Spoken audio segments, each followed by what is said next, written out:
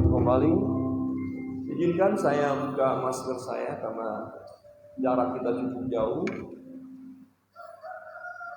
Bapak Ibu, Saudara tetap mengenakan masker.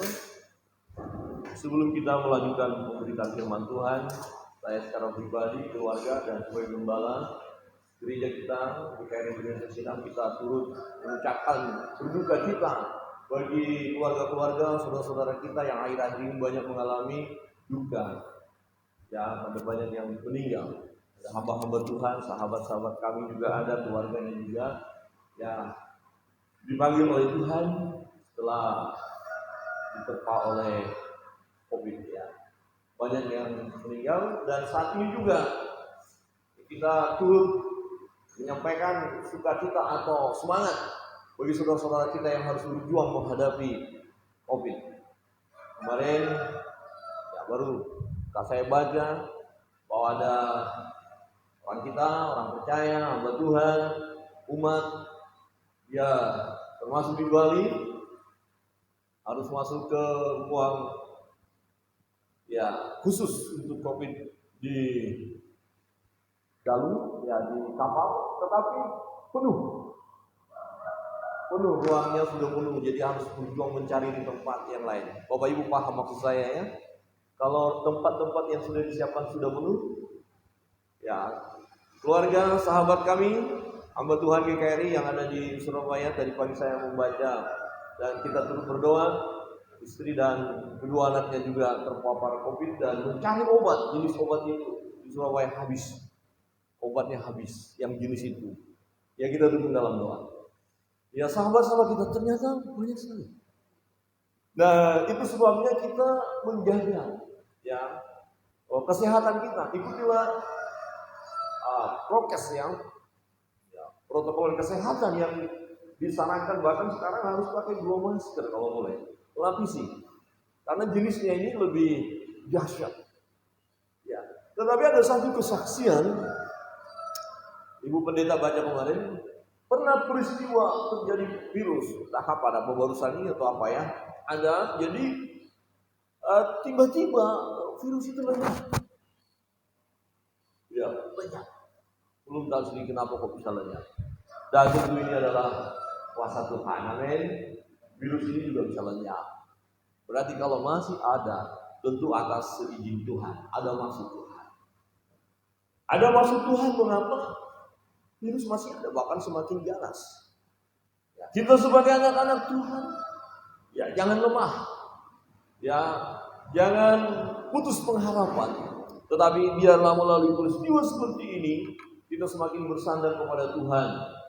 Ya seperti pujian tadi, bersandar kepada Allah, bersandar kepada Tuhan. Dan kita melihat, ya keadaan kita, ya kita melihat siapakah kita, ya di hadapan Allah.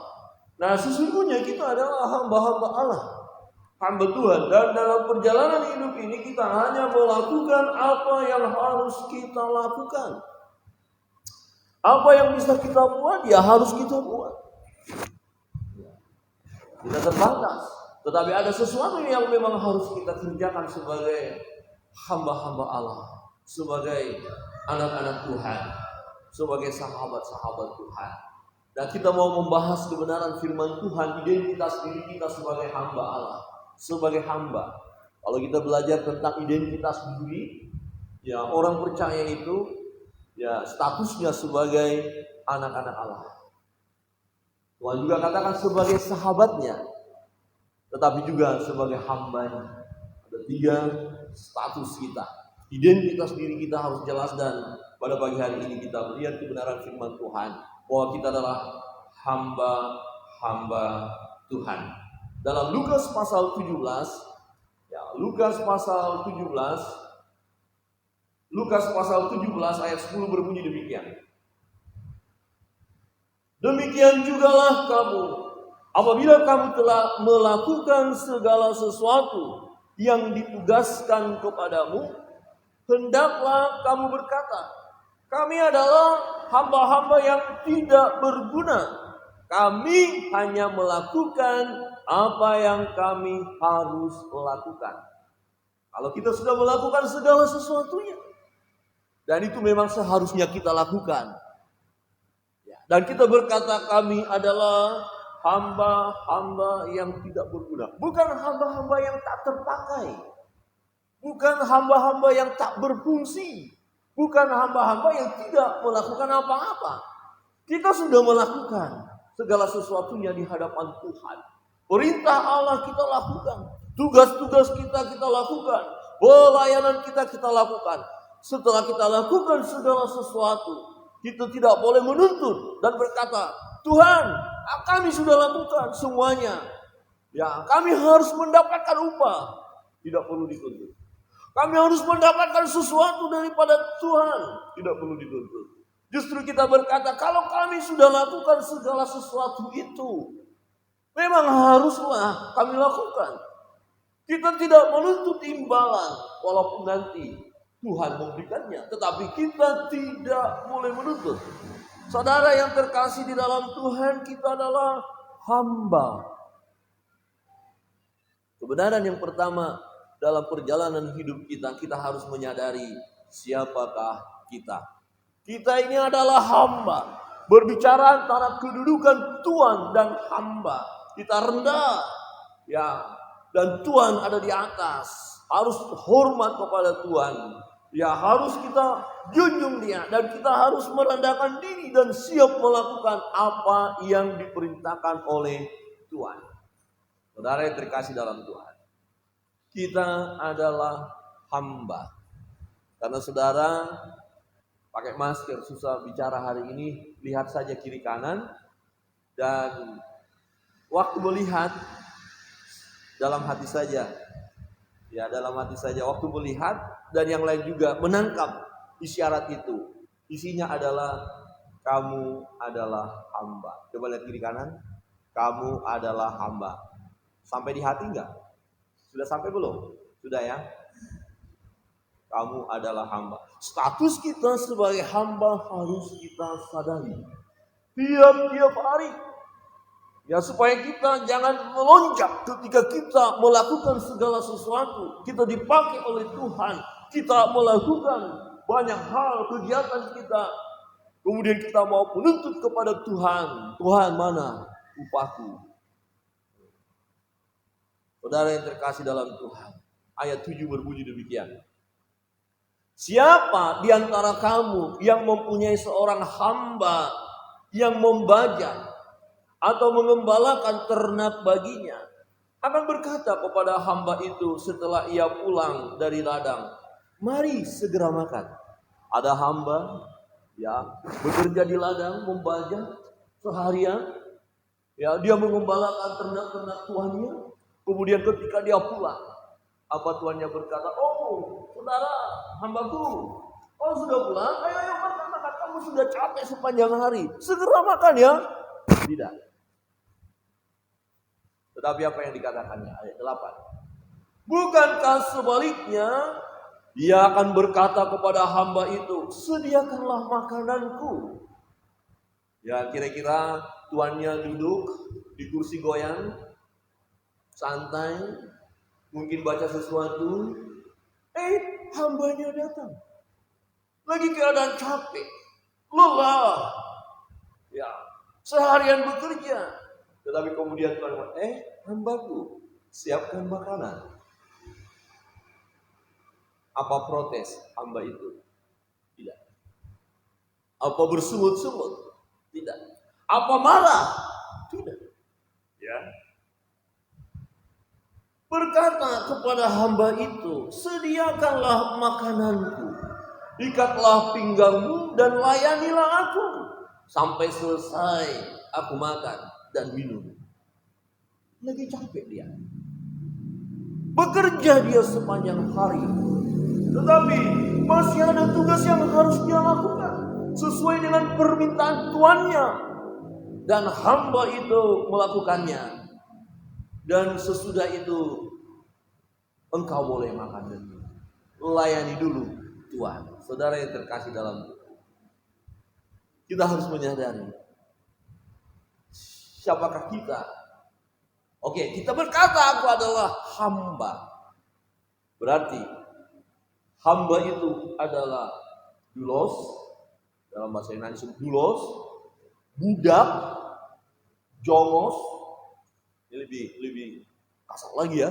Jongos tidak punya hak sama sekali. Mau diapain harus diam, nggak boleh memberontak. Pesuruh, babu, bahasa Batak itu hatoban. Hatoban itu jongos, nggak boleh, nggak punya hak sama sekali. Ya, pelayan, pembantu, kaunan, bahasa Toraja kalau nggak salah, itu yang Toraja. Ya, kemudian manjakan. Bahasa Bali, saya lihat kamu saja. Jangan berkata Pak Pendeta pintar bahasa Toraja, bahasa Bali tidak. Saya lihat tadi kamus. Jadi nggak punya hak kalau kaunan itu, kaunan. Jadi rupanya ada satu keluarga, kalau dari dia sudah hamba keluarganya, keturunannya jadi hamba, mengabdi kepada tuannya. Di Sumba juga begitu, hamba sahaya. Jadi semua keturunannya tunduk sepenuhnya kepada Tuhan. Bahkan saya dengar, ya di Sumba kalau tuannya meninggal, budaknya bisa ikut di tanah, betul ya? Yang dari Sumba, betul ya? Zaman dulu ya. Jadi segitu setianya kepada tuannya. Tuannya mati, dia pun siap mati. Dia tergantung kepada tuannya, tunduk sepenuhnya kepada tuannya. Saudara yang terkasih dalam Tuhan, hamba adalah milik tuannya. Kepemilikan atas hamba bisa terjadi karena tuannya telah membelinya. Ingat dulu, mungkin sekarang tidak ada lagi. Ada perjualan, pembelian budak-budak, jual beli budak. Nah, siapa yang membeli budak itu, maka pembeli itu menjadi tuannya. Dia berhak sepenuhnya atas budaknya. Saudara yang terkasih dalam Tuhan, siapa yang membeli kita? Siapa yang membeli saudara? Tadinya kita sudah terjual, tergadaikan oleh karena dosa. Dan kuasa dosa menguasai kita. Tetapi kemudian kita dibeli dengan harga yang mahal, lunas, yaitu melalui pengorbanan Yesus Kristus di kayu salib itu. Kita sudah dibeli dengan harga yang mahal, dibeli oleh Bapa. Dan alat tukarnya adalah Yesus. Nilai yang tinggi. Yesus harus mati di kayu salib. Ditebusnya kita dari hidup yang sia-sia.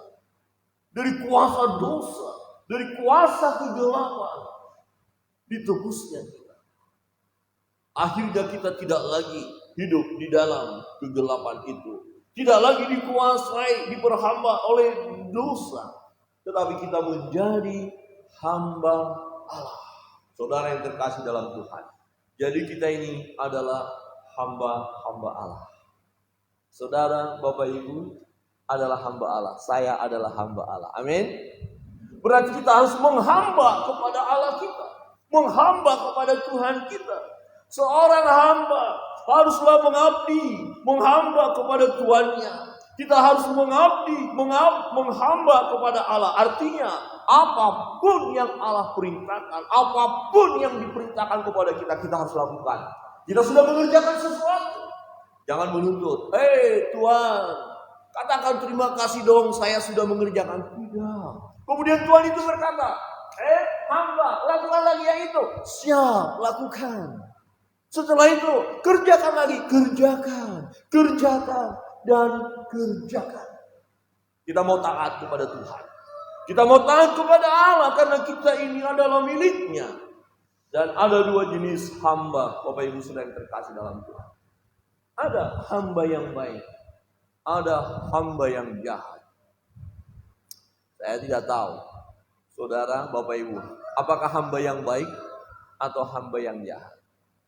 Ketika kita merenungkan firman ini, baik yang ada di rumah, mari buka hati, selidiki, lihat diri kita. Adakah kita sudah menjadi hamba yang baik atau hamba yang jahat? Hamba yang jahat itu tidak menyenangkan hati tuannya. Hamba yang jahat itu malas, tidak mau bekerja. Ketika tuannya pergi dan diberikan talenta, ada yang 5, 2, ada yang 1. Hamba yang jahat yang 1 menyembunyikan talenta itu, tidak mengerjakan apa yang diperintahkan, tidak punya kreativitas, diam saja. Dan kemudian Tuhan itu berkata, hamba yang jahat, pemalas. disingkirkannya dia. Siapa hamba yang jahat? Hamba yang jahat yang tidak mau taat, tidak peduli dengan Tuhan, tidak mendengar perintah Tuhan, melakukan sesuka hatinya. Bahkan dia bisa memukuli hamba-hamba yang lain ketika Tuhannya tidak ada. Saudara, mungkin dia lihat, oh Tuhannya enak-enak saja, santai-santai, saya capek. Kemudian dia bisa sembunyi-sembunyi santai-santai. Supaya tidak dilihat oleh Tuhannya, bersembunyi dia santai. Padahal ada tugas yang harus dikerjakan. Ya ada sesuatu yang harus dilakukan, tapi tidak dilakukan. Saudara yang terkasih dalam Tuhan, hamba yang jahat dan malas itu tidak menghormati Tuhannya, tidak mengasihi Tuhannya, tidak tunduk kepada Tuhannya, tidak taat kepada Tuhannya, tidak peduli kepada suara Tuhannya. Saudara, gambarannya bagi kita, kalau kita berkata sebagai orang percaya dan kita sudah dibeli dengan harga yang lunas dan kita adalah hamba Allah, adakah kita sudah mendengar suara Allah? Adakah kita taat kepada Dia? Adakah kita melakukan perintahnya? Adakah kita sudah setia jikalau perjalanan hidup kita sebagai hamba-hamba Allah, tetapi kita tidak melakukan perintah Allah, berarti kita tergolong hamba yang jahat. Kita tidak beribadah kepadanya, kita tidak menyenangkan hatinya. Kita adalah hamba-hamba yang jahat. Kita tidak melakukan perintahnya, tidak mau tahu tentang Dia. Kecenderungan kita melakukan hal yang jahat. Kita dikategorikan hamba yang jahat. Coba lihat kiri kanan. Senyum sedikit, dari mata ketahuan. Oh, dari senyum Bapak Ibu saya lihat, oh ternyata Bapak Ibu ini hamba yang baik, yang menyenangkan hati Tuhannya. Amin. Amin. Dalam minggu-minggu ini adakah saudara memuji Tuhan? Adakah saudara berkata terima kasih Bapak, saya masih hidup? Coba lihat kiri kanan, masih hidup. Setiap yang bernapas memuji Tuhan. Kalau minggu ini saudara tidak memuji Tuhan, sebenarnya saudara sudah mati. Mati rohani. Masih memuji Tuhan satu minggu ini, amin, berarti masih hidup. Ada banyak orang sesungguhnya tidak hidup, melainkan mayat hidup. Gak pernah memuji Tuhan, gak pernah bersyukur. Firman Tuhan berkata, biarlah segala yang bernapas memuji Tuhan. Berarti kalau gak memuji Tuhan, tidak bernapas, alias mati. Jadi banyak manusia yang hidup ini sesungguhnya sudah mati. Dia menjadi hamba yang jahat, tidak menyenangkan hati Tuhannya. Bagaimana dengan hamba yang baik, yang adalah kita? Amin. Saudara dan saya adalah hamba yang baik, bukan hamba yang pura-pura baik. Jangan-jangan hari ini ke gereja biar kelihatan baik, berarti pura-pura baik. Tidak. Tuhan tahu. Adakah kita bersandiwara di hadapannya? Dia tahu. Di hadapan manusia kita bisa bersandiwara. Ya seperti pujian itu ya. Tetapi di hadapan Allah jangan coba-coba. Ya. Coba kasih tunjuk begini, saya yang bicara tapi Bapak Ibu begini. Ya coba lihat kiri kanan. Kasih gini ya. Jadi saya yang bicara. Jangan coba-coba. Coba gini. Bapak Ibu hanya gini aja. Jangan coba-coba. Saya mau melihat gerakannya begini. Harus mengikuti nada saya. Kalau bilang, jangan coba-coba. Jangan coba-coba. Jangan coba-coba. Ada beda loh itu ya. Saya mau lihat siapa yang nanti sempurna melakukannya. Kasih nilai. Coba lihat kiri kanan. Ikuti. Jangan coba-coba. Kasih gerakan. Bapak Ibu hanya gerakan aja. Jangan coba-coba. Ya Pak Elvis nggak berani, nanti di rumah habis saya. Coba sekali lagi ya. Ya jangan coba-coba. Coba ya. Oke agak keras. Jangan coba-coba. Agak keras lagi. Jangan coba-coba. Oh mantap. Kena sudah di hati tuh. Bapak Ibu yang di rumah juga. Jangan coba-coba bersandiwara di hadapan Allah. Kita mau jujur. Kita harus melakukan yang baik. Hamba yang baik itu menyenangkan hati tuannya. Mengerjakan apa yang diperintahkan tuannya. Setia pada tuannya. Tidak menuntut. Dia bekerja keras tanpa pamrih. Mendengar suara tuannya. Ada kepekaan. Ya, dia kerjakan segala sesuatu dengan sukacita. Dia menyadari dirinya sebagai hamba. Sebagai hamba yang sesungguhnya dalam segenap hidupnya mengabdi kepada tuannya, menyenangkan hati tuannya. Inilah kita. Hamba yang baik, taat kepada tuannya. Dia mengerti tentang perintah tuannya. Ketika tuannya melarang, jangan lakukan itu. Dia ikuti, dia tidak boleh lakukan itu. Jangan mencuri, jangan memfitnah, ya. Jangan menjadi saksi dusta, jangan berzina, ya. Jangan menghakimi, ya. Jangan gosip, ya. Jangan. Yang jangan ini, oh iya, saya tidak boleh lakukan. Tetapi ada perintah, lakukan ini, lakukan yang baik, saling mengasihi, saling mengampuni, ya, peduli kepada orang lain, lakukan. Oh iya, saya harus lakukan. Dan ternyata kita adalah hamba-hamba yang baik. Kita lakukan itu. Ketika pagi hari kita bangun, kita lapor sama Tuhan kita, yang adalah Tuhan, yang mempunyai kehidupan ini. Praktekkan Bapak Ibu saudara yang terkasih dalam Tuhan. Bangun pagi, katakan syukur, terima kasih Tuhan, saya masih bisa bangun.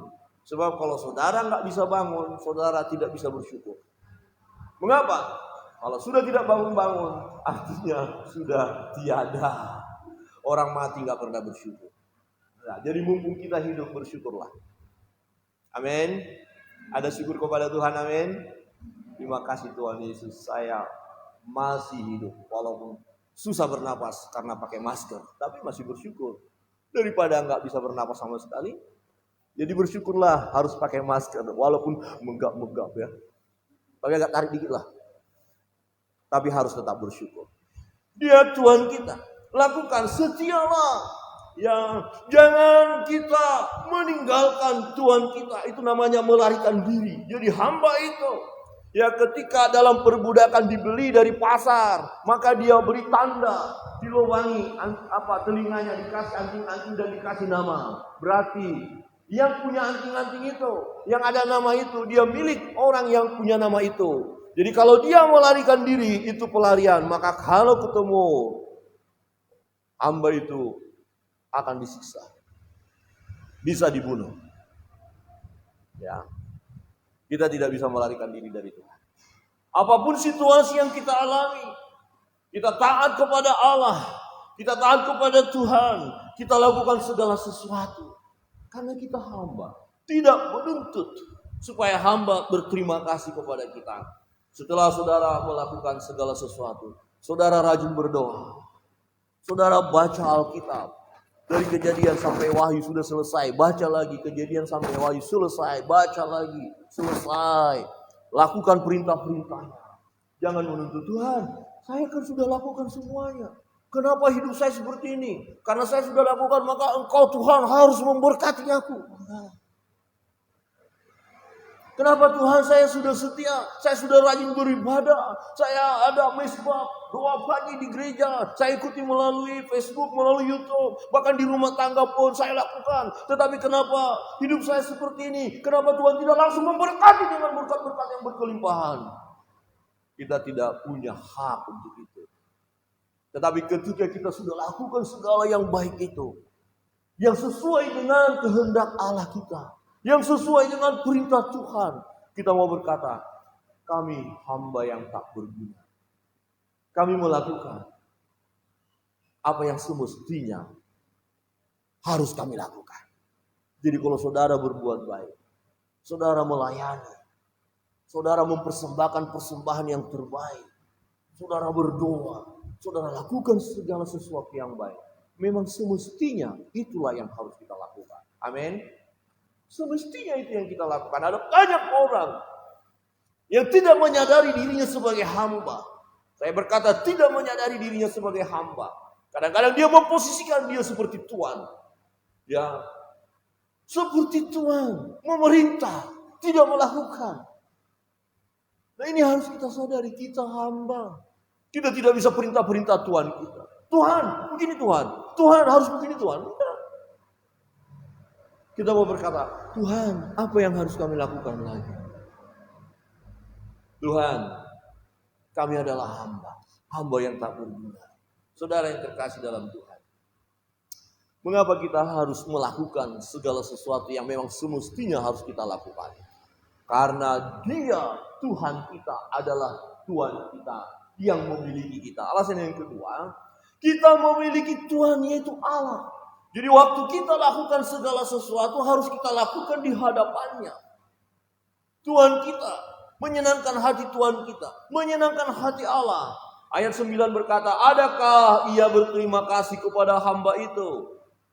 Perlu Tuhan berkata kepada kita, terima kasih ya jemaat Sinam, sudah setia, sudah rajin beribadah, sudah menyembahku, sudah menolong orang lain, terima kasih ya. Jangan menuntut.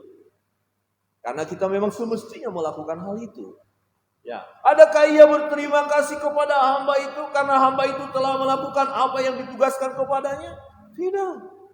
Saudara yang terkasih di dalam Tuhan, tidak perlu kita menuntut, sebab Tuhan punya hak, ya Tuhan punya kuasa, Tuhan punya kedaulatan atas miliknya. Untuk itu kita harus tahu siapa Tuhan kita. Saudara, sebagaimana tadi ada dua hamba, hamba yang baik dan hamba yang jahat. Sesungguhnya di muka bumi ini saat ini ada dua Tuhan. Ya, ada Tuhan yang baik, ada Tuhan yang jahat. Siapa Tuhan kita? Tuhan kita adalah Tuhan yang baik. Kita ada di dalam pimpinan yang baik, Bapa yang baik. Apakah ada Tuhan yang jahat? Ada. Ya, yang mereka yang dipimpin oleh kuasa kegelapan, yang dikendalikan oleh kuasa kegelapan. Tuannya adalah kegelapan. Iblis, kuasa gelap. Orang-orang yang mengabdi kepada iblis, kepada kuasa gelap, kepada roh-roh jahat, percayalah bahwa mereka nanti akan mengalami siksaan dari tuannya sendiri. Satu contoh begini, ada orang yang pengen kaya, dia mengabdi kepada kuasa gelap itu. Dia kaya, tetapi kuasa gelap itu menuntut tumbal, menuntut supaya ada dipersembahkan sesuatu. Bahkan ada yang sampai mempersembahkan anaknya sebagai tumbal. Bukankah itu penyiksaan? Tuhan kita tidak akan minta seperti itu. Jadi kenali, jangan sampai kita menghamba kepada Tuhan yang jahat. Jangan sampai kita menghamba kepada kuasa kegelapan. Jangan sampai kita menghamba kepada iblis, roh-roh jahat. Jangan sampai menghamba kepadanya. Dulu kita menghamba kepadanya. Terbukti dari perlakuan kita dalam kehidupan kita penuh dengan kejahatan, berarti dikendalikan oleh roh jahat. Berarti kita menjadi hamba dosa, hamba kejahatan. Kejahatan. Ya, pimpinannya siapa? Tuannya siapa? Lucifer, iblis. Ya, yang menguasai semuanya. Tetapi saudara dan saya harus kenal siapa hamba kita. Kepada siapa kita menghamba? Kita menghamba kepada Bapa yang baik. Allah kita, Allah Bapa, Anak dan Roh Kudus. Allah yang kita sembah di dalam nama Yesus. Jadi kita adalah hamba Kristus, hambanya Yesus. Dan Yesus adalah Tuhan kita. Dia Tuhan yang baik. Dia Allah yang baik. Dia memberi yang terbaik dalam hidup kita. Jadi tidak sia-sia kita mengabdi kepada Yesus. Amin. Amin. Jangan kita punya pandangan, ya saya hambanya Kristus, berarti saya akan diperbudak, akan disiksa. Tidak. Tuhan kita ini Tuhan yang baik. Bahkan dia rela berkorban demi kita. Saudara, dia tidak menuntut. Tidak.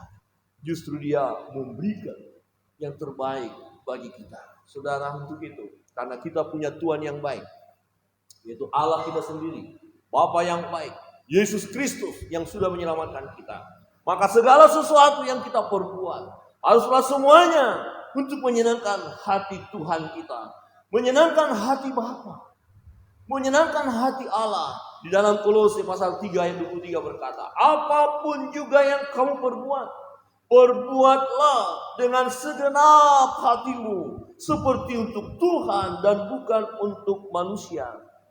Ayat 24, kamu tahu bahwa dari Tuhanlah kamu akan menerima bagian yang ditentukan bagimu sebagai upah. Kita nggak perlu menuntut, tetapi Tuhan yang baik, tetapi Allah yang baik, tetapi Bapa yang baik, di mana kita menghamba kepadanya, maka Tuhan yang baik itu, Allah kita, akan memberkati kita, akan memberi upah kepada kita.